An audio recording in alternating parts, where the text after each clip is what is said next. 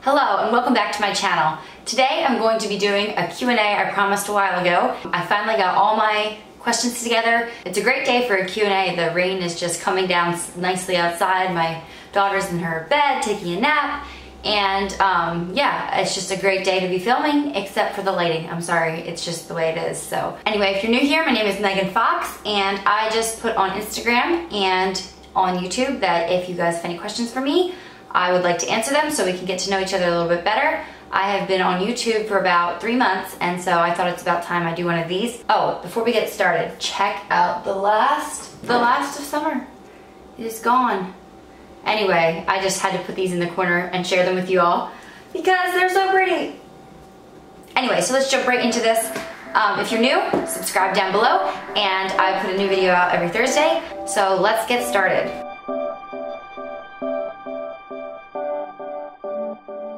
I have my phone here and also my notebook where I've been compiling questions. So Rebecca Mew asked, did you grow up in Lancaster County? And yes, I did.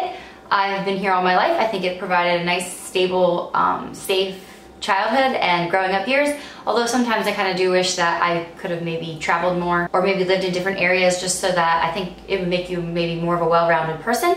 But yeah, I really do enjoy living in Lancaster County, and I hope my children can grow up here as well. Liesel Martin 90 asked me how old I am, and I think I saw this comment somewhere else too. How old are you? You look about 25. Wow, then I always wondered if I looked my age, so I must look my age because I am 25. And I don't know if that's old or young. Some days I definitely feel old, and the next time I feel like I'm still very inexperienced and young. Karen Rose and Kara Ben ask, where did you and your husband meet? And it's not really that dramatic of a story, but we did meet at youth group. Basically, he started coming to my youth group, and I just never gave him a second thought because I wasn't gonna date a guy that was younger than me, and he is 8 months younger, and so I just looked at him as my little brother's friend. My little brother was just a year and a half younger than me, so I just thought that he was my little brother's friend and didn't think of give him a second thought. But when he asked me out, I said yes right away. So he was 17 and I was 18 when we started dating. So yeah, we were just little babies, but hey, I'm glad we met when we did. Firefighter Wife 2011 wondered what church I go to, and I go to a church called Oasis, and it is in New Holland. And it's part of the BMA conference if you do the whole conference thing. But yeah, we really enjoy it there and feel right at home. I'm not sure how to say the next name, Bian Kaliza or something. Wondered if I sew my own dresses, and yes, I do. I enjoy sewing. Sometimes I buy them too, but this dress I'm wearing now, I did sew. This fabric isn't the most sturdy, but it's just a plain peach dress, and I did a little something extra to the sleeves. So yeah, I do enjoy sewing if I have a good idea. Fire Love 26 asked, how do you stay strong as a Christian when everybody around you is not? And I think that's one way I am blessed. I am surrounded by a lot of Christian friends, and I have a supportive church, and I guess that's the one thing I will say. I definitely can feel it if I'm not in church, just because of traveling or things like that. And yeah, I just encourage you to plug into a church and throw yourself into it. Don't just be a bench warmer. Get to know the people around you and get involved. That being said, I would not mind making more acquaintances or friendships even with non-Christians. One downside of being in Lancaster County, sometimes I feel like we're just in this little Mennonite bubble where there is a lot of us around and people usually know what we're about. And I just wish that sometimes, yeah, I could have more of an impact on those that are searching and looking for answers. Anna Norenhall wanted to know if we experienced criticism for not having children right away, and maybe some people think we did have children right away. Our daughter was born when we were married a little over 4 years.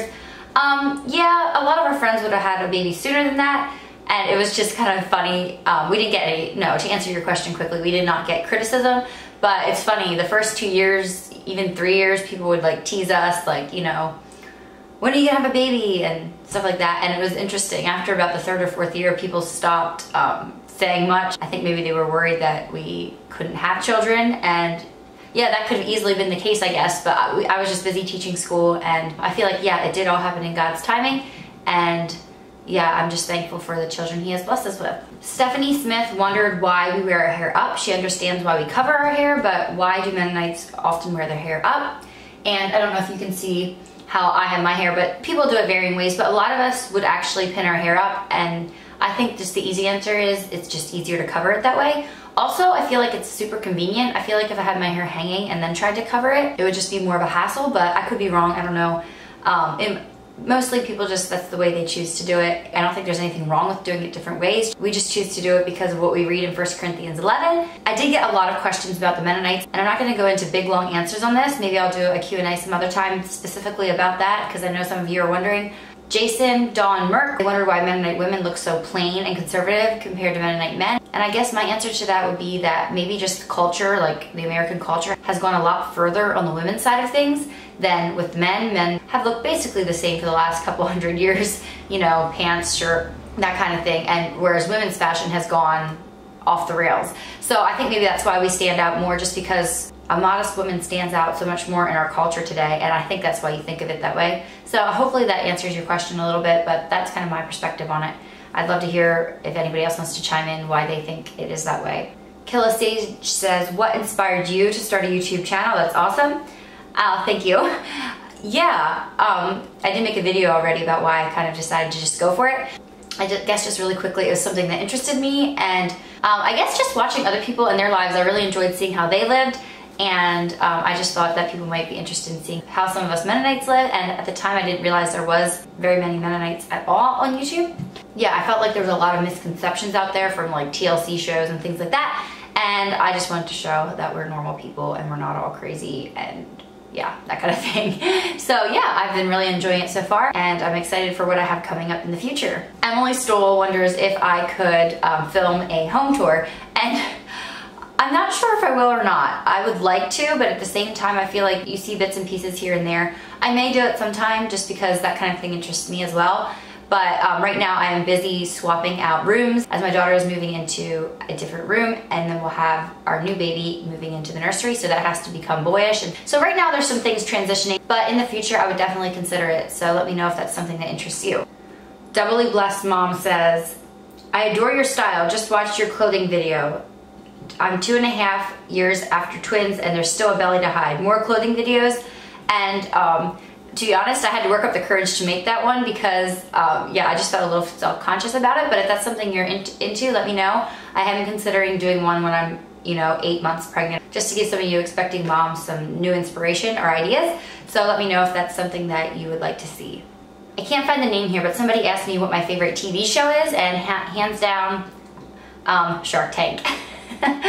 Yeah, I don't know. I just feel like I'm a serial entrepreneur in my brain. If somebody handed me tons of money, I would definitely just do some startups or things like that. So I just really enjoy Shark Tank, and I often watch / listen to it while I'm making supper or folding laundry, that kind of thing. So that Burke gal asked, what is your favorite part of fall? Hi, Whitney. My favorite part of fall would have to definitely be just like the outdoor fairs and parades that I just enjoy being outside. And also, I really love barn parties, but I feel like I haven't been going to as many of them. I have barn parties to go to tomorrow night with my church. I'm super excited about it.